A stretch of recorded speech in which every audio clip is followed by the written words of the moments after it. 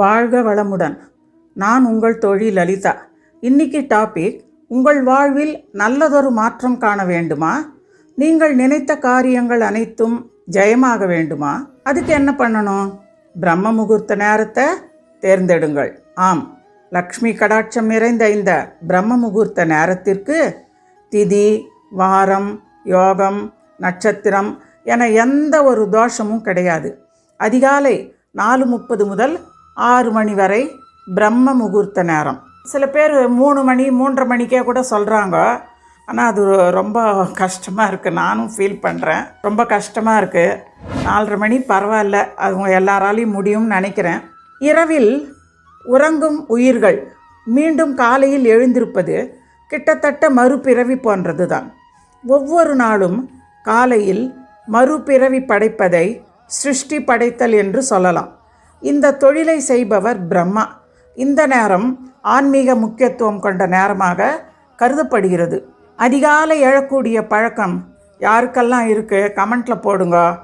யாருக்கெல்லாம் இருக்குதோ அவர்களை பொறுத்தவரை அபரிமிதமான வாழ்வை நீங்கள் வாழப்போகிறீர்கள். நம்ம வாழ்க்கை பிறப்பிலிருந்து இறப்பு வரை 90% கர்ம வினைக்கு உட்பட்டு தான் நடக்கும்னு சொன்னாலும் 10% நீங்கள் என்ன செயல் செய்கிறீர்கள் அந்த செயலுக்கான விளைவை நீங்கள் முழுமையாக அனுபவிப்பீங்க. ஒரு மனிதனுக்கு 60,000 எண்ணங்கள் ஓடிக்கிட்டே இருந்தாலும் எந்த விஷயத்தை விடாப்பிடியாக பிடிச்சி திரும்ப திரும்ப திரும்ப திரும்ப நினச்சி அந்த விஷயத்தை கற்பனை பண்ண தெரியுதோ அந்த விஷயம் கண்டிப்பாக உங்கள் வாழ்க்கையில் நடந்தே தீரும். கர்ம வினைக்கு உட்பட்டு உங்கள் வாழ்க்கையில் நீங்கள் ஜெயிச்சே தீரணும்னா இந்த ரகசியத்தை தெரிஞ்சு வாழ்க்கையில் ஜெயிச்சே தீருவீங்க. இந்த வீடியோவை ஸ்கிப் பண்ணாமல் பார்த்தீங்கன்னா தான் இந்த ரகசியத்தை உங்கள் வாழ்க்கையில் பொருத்தி பார்த்து நீங்கள் வாழ்க்கையில் ஜெயிக்க போகிறீங்க. உங்கள் வாழ்க்கை மேஜிக்கான, மிராக்கிளான, அற்புதமான பல விஷயங்கள் நடக்கிறத பார்த்திருப்பீங்க. அதிசயம் நிகழ்த்தக்கூடிய அதிகாலை எழும் பழக்கம் உள்ளவர்களுக்கு உங்கள் கர்மவினை கரைஞ்சி நீங்கள் ஆசைப்படுற அத்தனை விஷயத்தையும் கண்டிப்பாக அடைஞ்சே தீருவீங்க. இந்த பிரபஞ்சம் முழுவதுமே ஆற்றல் தளத்தினால் இயங்கிக்கிட்டு இருக்கு. இந்த கிரகங்களை பொறுத்த வரைக்கும் தன்னுடைய மின்காந்த கதிர்களை பிரபஞ்சம் எப்படி கொடுத்துக்கிட்டு இருக்கு? உங்கள் வாழ்க்கையில் நீங்கள் ஆசைப்படுற அத்தனையும் ஒரு எண்ணமா, ஆசையா, கற்பனையா, உணர்வா, அதிர்வுகளாய் போய்த்தான் பிரபஞ்சத்துக்கு அடித்து திருப்பி உங்களுக்கு கிடைக்கும். அப்போ ட்ரீம் உருவாகும், தாட் பிறக்கும். தாட், இமேஜ், ஃபீலிங் ஃப்ரீக்வன்சியாக மாறும். வாழ்க்கையில் ஆசைப்படக்கூடிய விஷயங்கள் எண்ணமாக மாறி, எண்ணங்கள் கற்பனையாக மாறி, கற்பனை உணர்வுகளாய் மாறி, உணர்வுகள் அதிர்வுகளாய் மாறினதுக்கு அப்புறம்தான் உங்களுக்கு கிடைக்கும். வாழ்க்கையில் எந்த ஒரு விஷயத்தை விடாப்பிடியாக நினச்சிக்கிட்டு அந்த விஷயம் நடந்ததாக நினச்சி கற்பனை பண்ணி உங்கள் வாழ்க்கையில் அதை உணர்வு பூர்வமாக உணர தெரிஞ்சால் கட்டாயம் அந்த விஷயத்தை அடைந்தே தீர்வீங்க. அப்போது இந்த விஷயத்தை அடையிறதுக்கு ஒரு நேரம் வேணும் இல்லையா? அதுதான் பிரம்ம முகூர்த்தம். படைக்கக்கூடிய பொருளும் உற்பத்தியாகக்கூடிய நேரம் இந்த பிரம்ம முகூர்த்த நேரம். மனிதர்களை பொறுத்தவரை இறை வழிபாடு, கடவுள் வழிபாடு, தன்னை உணரக்கூடிய தவம், யோகம் இதெல்லாத்தையும் விட பெரிய அளவில் காமத்தை கொண்டாடுறதுக்கு என்ன காரணம்? அங்கே ஆணோ பெண்ணோ காரணம் கிடையாது. காமத்தில் ஈடுபடும் போது எண்ணங்கள் அற்ற நிலை, மனம் அற்ற நிலை இருக்கும். நேரம் இருக்காது, மனம் எதையும் சிந்திக்காது. அப்படிப்பட்ட நிலைமையைத்தான் மனுஷன் தேடி ஓடுறானே தவிர அங்கே ஆணோ பெண்ணோ விஷயம் கிடையாது.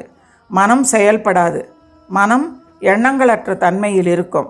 இந்த நிலையை தனக்குள்ளே அடையிறதுக்காகத்தான் தியானம் என்கிற ஒரு விஷயத்தை கண்டுபிடிச்சி தன்னை உணரும்போது அந்த பேரின்ப நிலையை அடையும் போது ஒன்றுமே தெரியாது. பேரின்ப நிலை என்கிறோம். ஆனால் காமத்துக்கு ஆணோ பெண்ணோ தேவைப்படுதுன்னு நினைக்கிறான். சித்தர்களும் ஞானிகளும் தவ புதல்வர்களும் தன்னையே தான் உணர்வதற்காக பிரம்ம முகூர்த்தத்தை தேடினாங்க.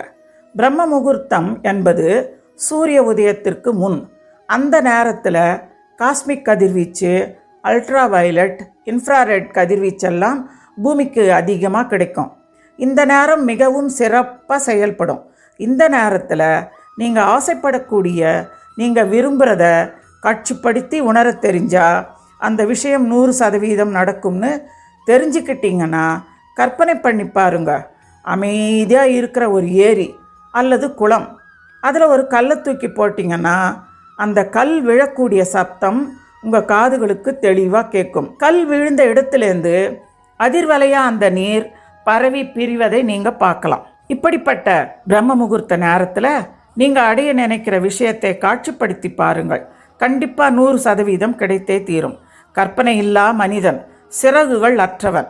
இந்த பிரம்ம முகூர்த்த நேரத்தில் எழுந்து உடலை தூய்மைப்படுத்தி வாழ்க்கையில் நடந்த அத்தனை விஷயங்களுக்கும் நன்றி சொல்லி மேற்கொண்டு என்ன வேணுமோ அது கிடைச்சதா கற்பனை பண்ணி உணர தெரிஞ்சா அதை பிரபஞ்சம் 100% கொடுத்தே தீரும். எல்லாமே கர்மவினைக்கு உட்பட்டு நடக்கிறதால இதை தொடர்ச்சியாக செய்ய கர்மவினை ஃபஸ்ட்டு இடம் கொடுக்கணும்.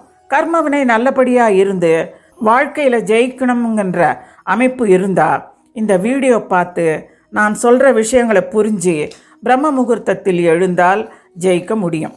தொடர்ச்சியாக செய்து வர முடியும். 48 நாள் வேணால் ட்ரை பண்ணி பாருங்களேன்.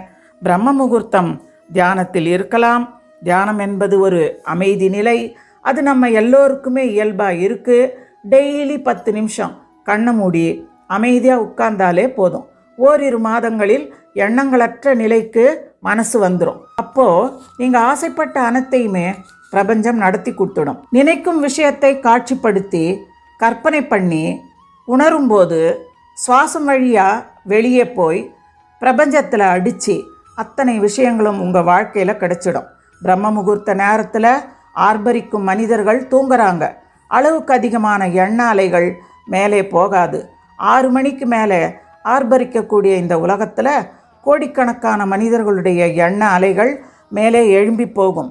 அப்போது நம்முடைய எண்ணம் முழுமையாக நிறைவேறாது. அதனால தான் பிரம்ம முகூர்த்த நேரத்தில் நமக்கு வேண்டியதை பிரபஞ்சத்துக்கிட்ட கேட்கணும்.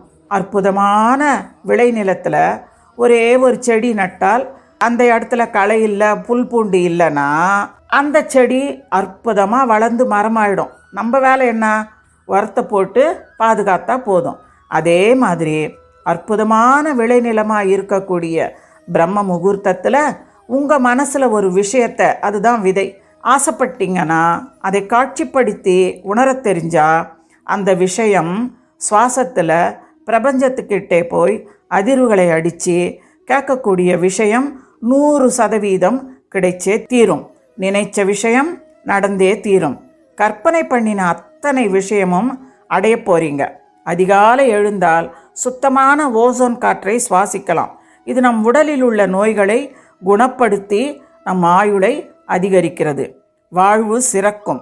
செய்யும் தொழிலில் முன்னேற்றம் ஏற்படும். நினைத்த காரியம் யாவும் நடக்கும். இந்த வீடியோ பிடிச்சிருந்தா மறக்காமல் லைக் அண்ட் கமெண்ட் பண்ணிவிட்டு உங்கள் ஃப்ரெண்ட்ஸ் அண்ட் ஃபேமிலிக்கு ஷேர் பண்ணுங்க. நம்ம சேனலை சப்ஸ்கிரைப் பண்ணிவிட்டு பெல் ஐக்கானை ப்ரெஸ் பண்ணுங்க. நன்றி, வணக்கம்.